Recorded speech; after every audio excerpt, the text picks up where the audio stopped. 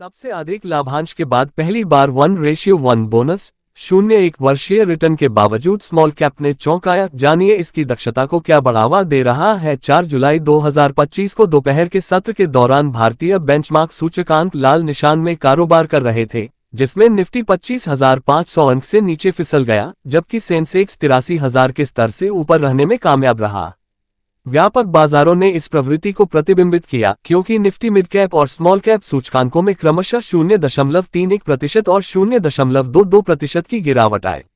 दलाल street पर लगातार मुनाफा वसूली के बीच वीआरएल लॉजिस्टिक्स के शेयर कंपनी द्वारा अपने पहले बोनस इश्यू की घोषणा के बाद सुर्खियों में रहे। बोर्ड ने 1:1 के अनुपात में बोनस शेयर जारी करने को मंजूरी दे दी है, यानी 10 रुपये के प्रत्येक मौजूदा पूर्ण चुकता इक्विटी शेयर के लिए 10 रुपये का एक नया पूर्ण चुकता इक्विटी शेयर। ये बोनस कंपनी के मुक्त भंडार और संचित अधिशेष को पूंजीकृत करके रिकॉर्ड तिथि के अनुसार पात्र शेयरधारकों को जारी किया जाएगा। इन बोनस शेयरों को जमा करने या भेजने की अनुमानित तिथि 2 सितंबर 2025 को या उससे पहले है।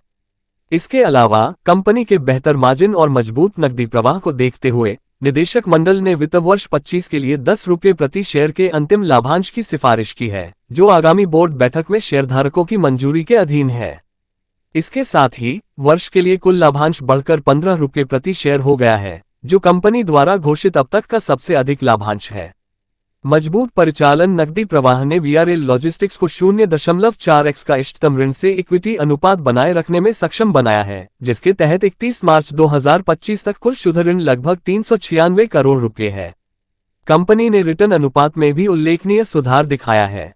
लीज देनदारियों सहित नियोजित पूंजी पर रिटर्न ROCE 10% से बढ़कर 14% हो गया, जबकि इक्विटी पर रिटर्न ROE 9% से दोगुना होकर 18% हो गया।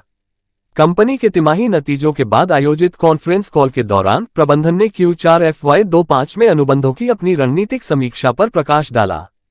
Q3 FY25 में लागू की गई माल ढुलाई वृद्धि के आधार पर कंपनी ने अपने मार्जिन योगदान और समग्र टन भार पर प्रभाव का आकलन करने के लिए अधिकांश व्यावसायिक लेन देन का पुनर्मूल्यांकन किया। कम मार्जिन वाले अनुबंध बंद कर दिए गए, जिससे टन भार में गिरावट आए, लेकिन तिमाही के लिए EBITDA में वृद्धि और EBITDA मार्जिन में सुधार हुआ। पिछले 5 सालों में वीआरएल लॉजिस्टिक्स ने 269% का मल्टीबैगर रिटर्न दिया है। पिछले 3 महीनों में ही शेयर में 20.70% की उछाल आई है। हालांकि 1 साल के आधार पर शेयर ने लगभग फ्लैट रिटर्न 0 रिटर्न दिया। इस चैनल पर दी गई जानकारी केवल शिक्षा और सूचना के उद्देश्य से है। इसे किसी भी तरह के निवेश की सलाह या सिफारिश नहीं माना जाता है। शेयर बाजार में निवेश बाजार जोखिम के अधीन है। मैं सेबी पंजीकृत सलाहकार नहीं हूं।